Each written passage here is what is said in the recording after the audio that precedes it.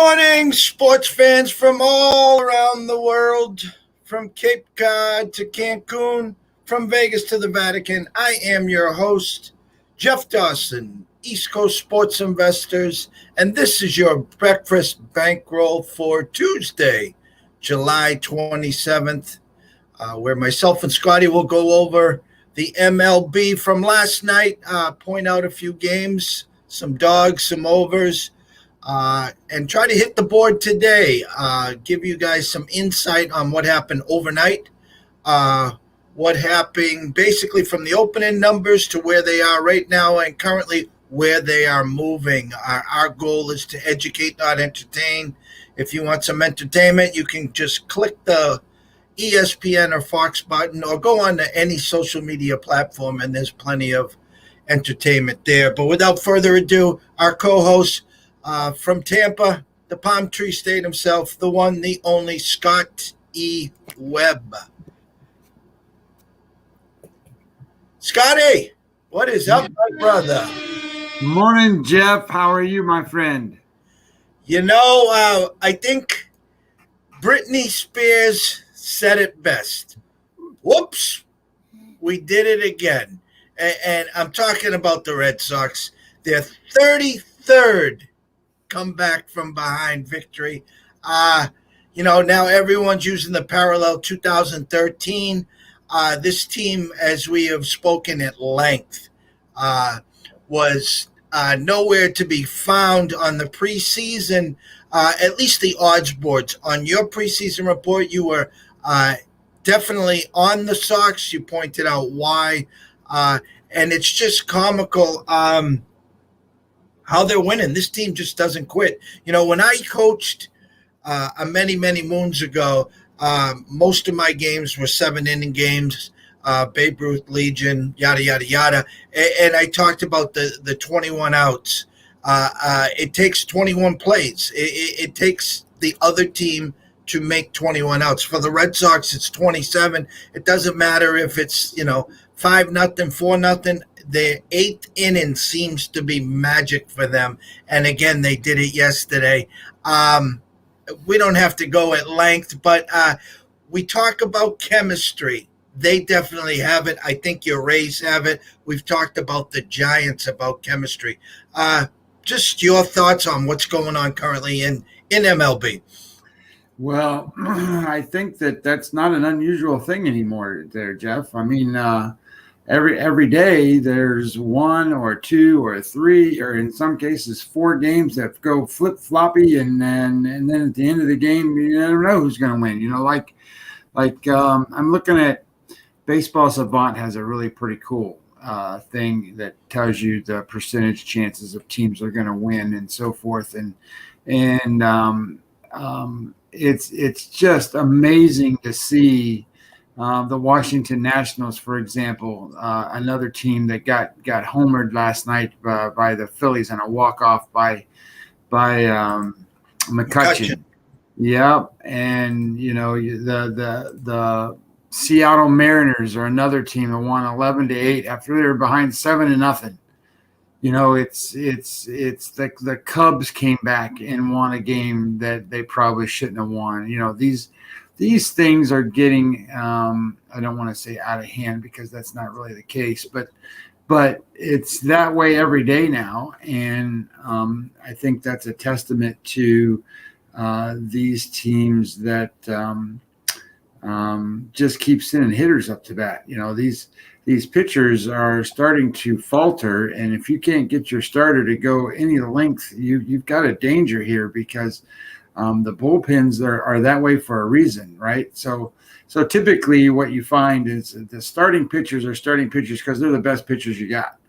The relief pitchers are not starters because they're not as good as the starters.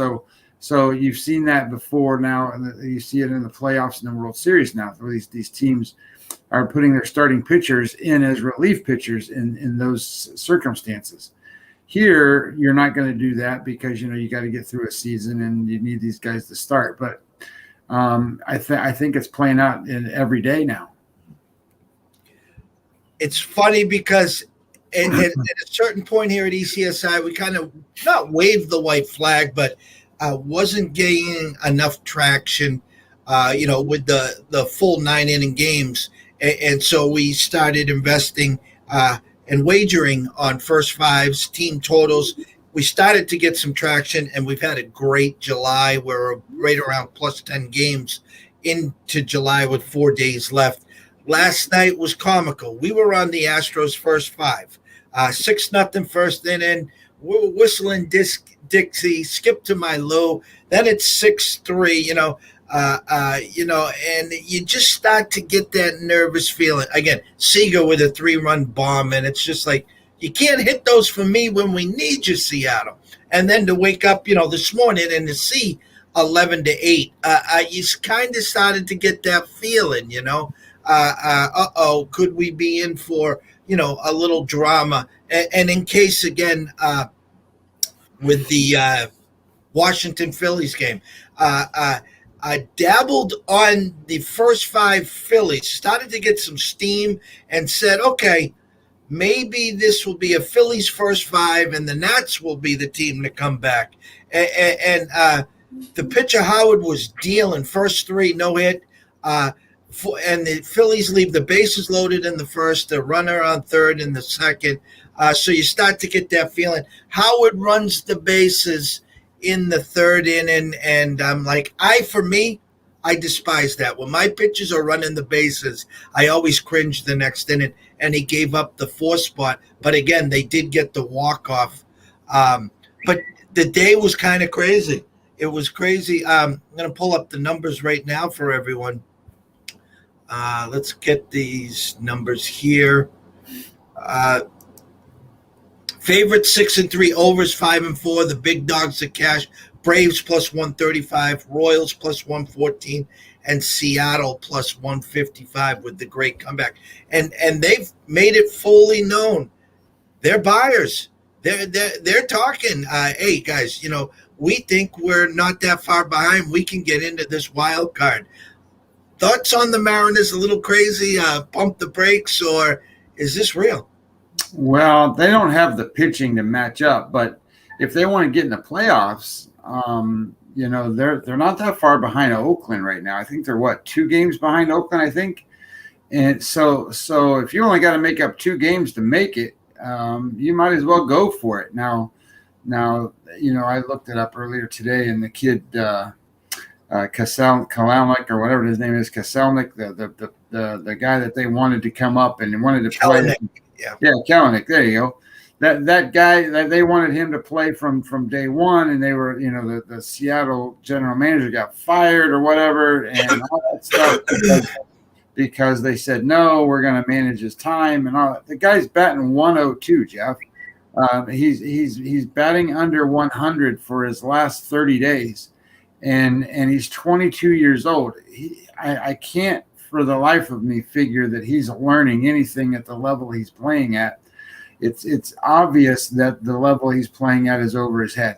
If he was at AAA and he was actually crushing balls and getting the confidence and doing the things he needs to do, he'd be a better player. But all that being said, I don't have any issue with Seattle trying to win now a year before they're supposed to, or even 2 years before they're supposed to. It depends on what they have to give up. If they're giving up a lot of their talent that they're planning on using for the next few years, then it's probably the wrong thing. But if they can get into that 1-game playoff, who are they going to pitch? They don't have a dominant starter that's going to go out there and be the guy that's going to match up to anybody else. So I just feel like Seattle could go for it if they wanted to. But they got to do it right, because if they give up the farm and they don't have a player in return for 3 or 4 years in return, then that's a bad thing for Seattle.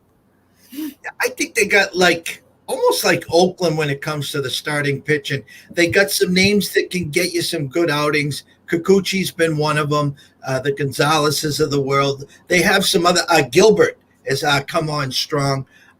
Again, no-name guys. I think a lot of people, when they talk and think baseball, you go to the iron names, the Coles, the Biebers, the Kershaws, who is not the Kershaw of old. But my point is the big name guys, where the teams that are winning right now kind of sort of don't have those big name guys. I talk about your Rays, I talk about my Sox, talk about the Giants. Obviously, the Dodgers are stacked, and they have basically decided it's going to be life without Bauer. Ending up that was a big mistake. Assigning. I read yesterday that the clubhouse kind of sort of doesn't want him back. So it'll be interesting if they push all in on a Mad Max. Trying to fill that void. I don't know if Washington wants to go that route, but we only got a couple days till that trade deadline. If you could click your heels and make one move, or one move to shock the world, what would it be? Well, I would. I guess the right thing to say for me would be I think that the National League is already taken care of. So I don't. If you're a National League contender, you're where you are. You need to compete with the Giants, and you need to compete with the Dodgers and the Padres. And I just don't see. I don't see how that's going to happen. I think, and the kind of the way I would try to go is I think the Blue Jays have the opportunity, and I think they have the kids to go out and get a Max Scherzer. I don't think that's going to happen by any stretch of the imagination. But if you could put Max Scherzer on that team and then line up Robbie Ray, who's been really good, and put him in the second slot, then I think you've got a shot for the Blue Jays in their offense to try to get some opportunity to drive it up to make the playoffs. And if you're in a one-game series and you have Scherzer and or Robbie Ray, either one, you can win that game. Especially if you're playing with teams like Oakland or Seattle or whatever. I mean, they don't match up. So you can get in. And if you're in, and that's all you got to do. I mean, you got to win that game, and then you got to get in. And then who wants to face that lineup of the Blue Jays? I mean, I don't think anybody wants to face that lineup of the Blue Jays. And then you put some guys in there that can actually pitch. Then they have a chance. So that's how I kind of see those things as to what's out. They need to get the best pitcher on the market and the best guy available, and that's Scherzer. And I don't know how they're going to sign him. Everything that I'm seeing and reading and looking at says Max Scherzer wants to be on the West Coast. But at the same time, if he wants to be on the West Coast, he's always pitched on the East Coast.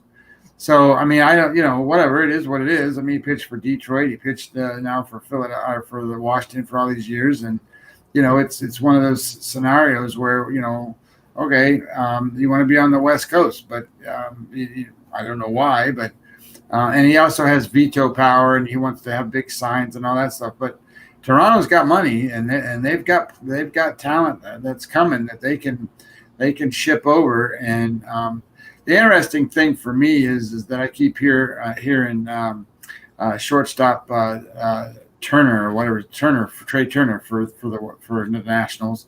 And I couldn't for the life of me see why they would get rid of that guy. He's one of the best players in baseball.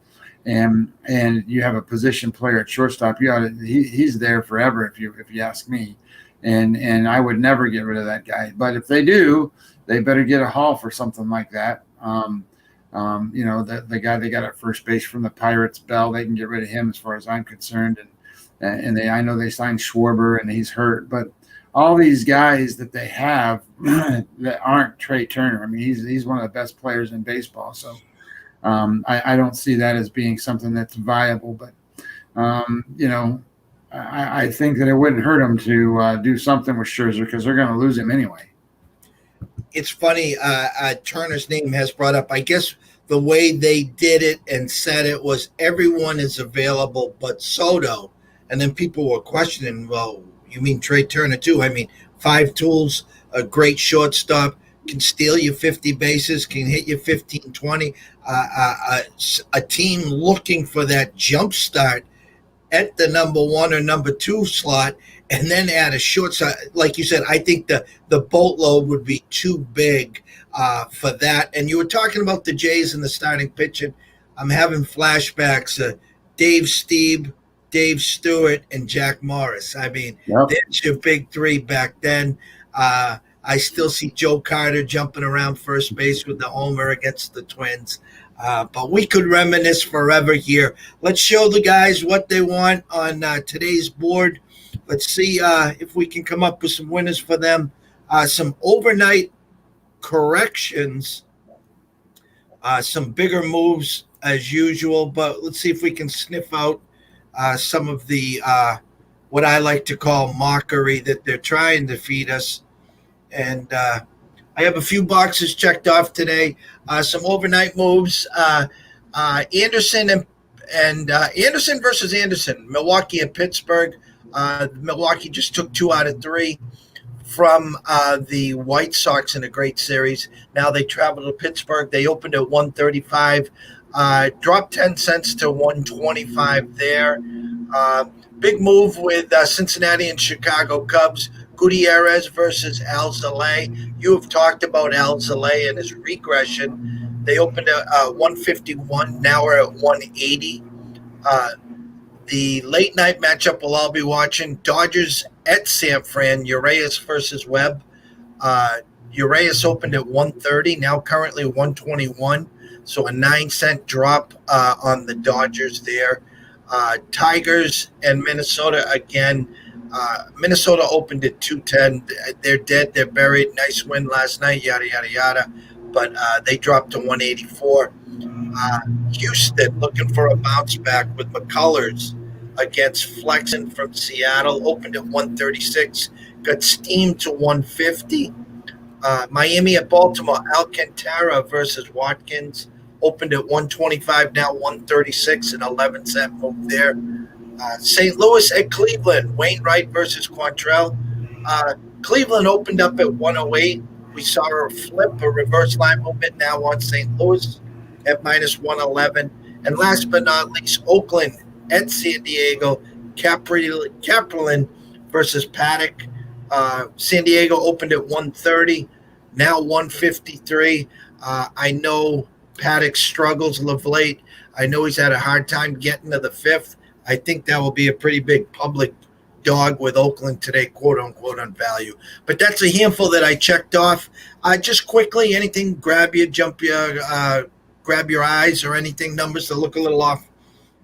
Well, I thought the St. Louis line move was correct. I like Wainwright today against Cleveland. St. Louis is finally hitting. They're in the top 5 in baseball hitting currently. Cleveland's not hitting. Cleveland is in sell mode. Cleveland's been losing a lot of games, and they throw Quantrill today. And he's been more of an opener type starter, but he's gone 4 and 5 innings now the last couple of times out. But he's got a 5.67 Sierra number. He doesn't strike guys out. He walks too many guys. His batting average against is 270. It doesn't match up to where St. Louis is currently. So I thought that was a pretty good matchup. I liked St. Louis. I actually played St. Louis, so that's a play for me. When I was looking at some of these other ones, you had talked about that Oakland game, and I was thinking about taking a flyer on Caprilli, and then I was like, nah, I better not.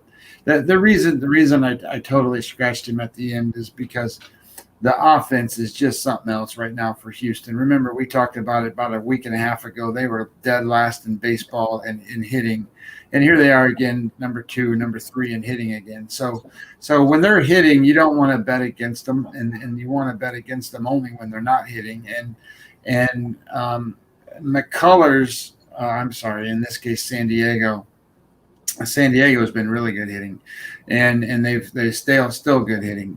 But Paddock is, I know that people think Paddock's a great pitcher, but he has struggled a lot. And over the last month, he still has a 5.05 Sierra number, and that's, quote, after sort of rebounding with a couple games. So I don't like him as a better pitcher than what Oakland is, but I just like San Diego to hit.